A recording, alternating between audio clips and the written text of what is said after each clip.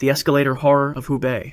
On July 26, 2015, Sheng Liujuan, a 30-year-old mother, was shopping with her 2-year-old son at a mall in Jingzhou, Hubei province, China. It was supposed to be an ordinary day of browsing stores and spending time together. The mall was busy with weekend shoppers, families moving between floors on elevators and escalators. As Xiang approached the top of an escalator on the 4th floor, something went terribly wrong. Security camera footage later showed what happened in those critical seconds. Just as she reached the top landing, the floor panel at the escalator's exit suddenly collapsed beneath her feet. In that moment, Xiang made a split-second decision that would cost her life.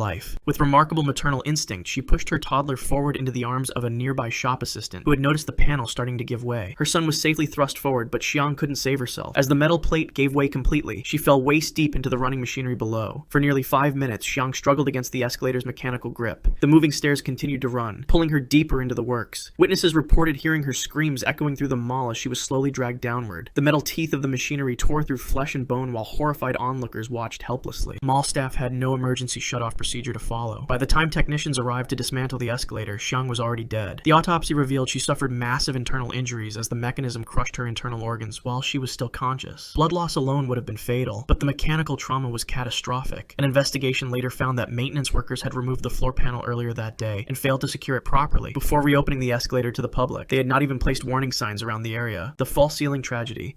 Sunil and Chandru. On December 12, 2019, 2 young men arrived at BM Habitat Mall in Mysuru, India, for what should have been routine maintenance work. Sunil, 35, from Niralagupi village, and Chandru, 22, from Gokulam, were hired to replace advertising banners on the 4th floor of the bustling shopping center. Both men were experienced in this type of work, having done similar jobs across the city. The task required them to access a section above a false ceiling made of plaster of Paris. Before they began, their supervisor explicitly warned them about the danger. "Don't step on the false ceiling," he told them firmly. "It won't support your weight." The ceiling was designed only for aesthetic purposes, not to bear any significant load. But in a fatal miscalculation, the warning went unheeded. At approximately 11:30 a.m., security cameras captured the 2 men climbing above the decorative ceiling. Witnesses reported hearing Chandru joke about taking a shortcut across the plaster surface rather than walking around to the proper maintenance platform. Sunil followed his younger colleague's lead. The weight of both men on the fragile material was catastrophic. Without warning, the ceiling gave way beneath them. Shoppers below looked up at the sound of cracking plaster to see 2 human forms plummeting through the air. The men fell nearly 40 feet, screaming as they dropped through empty space. The impact on the hard tile floor below was devastating. Medical reports later confirmed that neither died instantly. Chandru suffered multiple compound fractures, his bones protruding through his skin as he lay conscious on the mall floor. Sunil's skull fractured on impact, causing massive cerebral hemorrhaging. Mall patrons watched in horror as both men gasped for breath, blood pooling beneath their broken bodies. Emergency services arrived within minutes, but the internal injuries were too severe. Both men died before reaching the hospital, their bodies so mangled that family members later struggled to identify them. The Yunnan service lift disaster.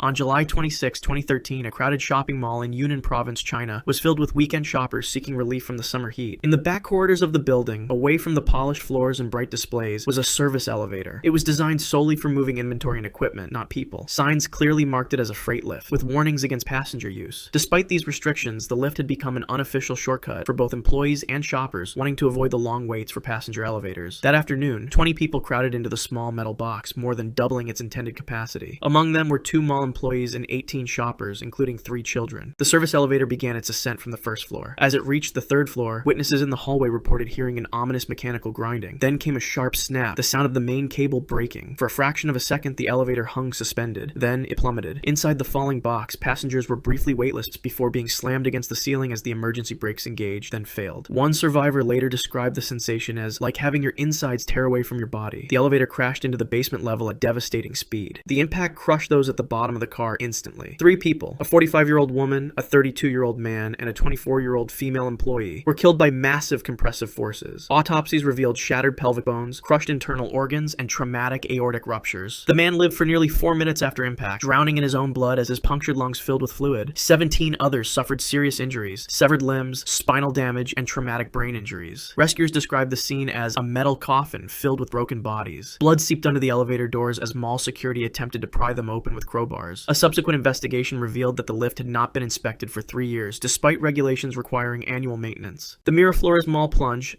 Ana Lucia Menendez. On December 18, 2022, a 22-year-old kiosk worker was arranging Christmas ornaments at her small jewelry stand in Guatemala City's popular Miraflores mall. Ana had been employed there for just 3 months, saving money to continue her university studies. 4 floors above, in the mall's rooftop parking area, 19-year-old Diego Velasquez was arguing with his girlfriend in his father's sedan. Witnesses reported seeing the young man rev the engine in anger before suddenly accelerating. The car shot forward at high speed, crashing through the concrete safety barrier designed to prevent vehicles from approaching the edge. The sedan became airborne, plunging through the thin metal sheeting that formed the mall's decorative roof. The impact tore a massive hole in the ceiling. For a brief moment, shoppers looked up in confusion at the sudden sound of tearing metal. Then, 3,000 pounds of metal and glass fell directly toward the ground floor. Ana had only enough time to look upward before the vehicle crashed onto her kiosk. The car landed with such force that it continued through the tile floor into the basement level. Security camera footage showed Ana disappearing beneath the wreckage in an instant. The sound echoed throughout the mall like a bomb detonation. First responders arrived within minutes. They found Ana crushed beneath the mangled vehicle, her body so severely compressed that it was initially mistaken for debris. Medical examiners later determined she had survived the initial impact, suffering catastrophic internal injuries. Her lungs had been punctured by shattered ribs, her skull fractured in multiple places, and her spinal column severed. For approximately 2 minutes, she remained conscious, gasping for breath as shoppers frantically tried to lift the wreckage off her body. Blood pooled around the destroyed kiosk as rescuers worked. By the time they freed her, Ana had already died from traumatic asphyxiation. Remarkably, Diego Velasquez survived with only moderate injury. The blue Sapphire ceiling collapse,